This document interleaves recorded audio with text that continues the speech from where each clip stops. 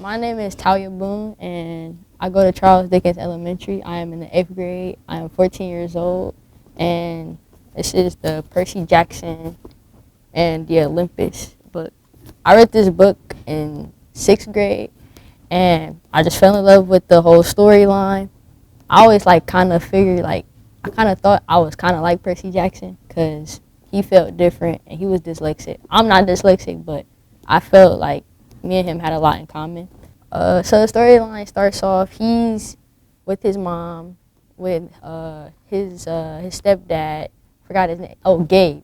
He doesn't like Gabe at all. He hates Gabe. He has a friend named Grover, and Grover is actually his protector, and he turns into a satyr, which is half man, half goat, and he protects Percy from things he's not supposed to be doing.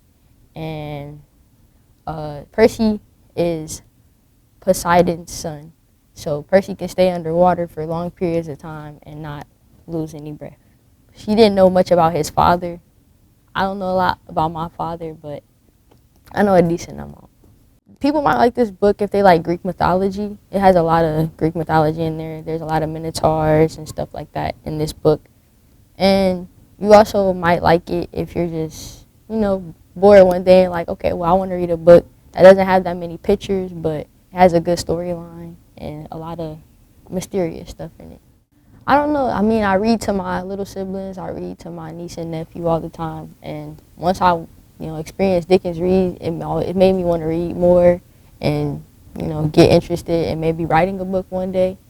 And it helped me a lot with my reading and, staying on track with it and reading different types of books and different genres and stuff like that.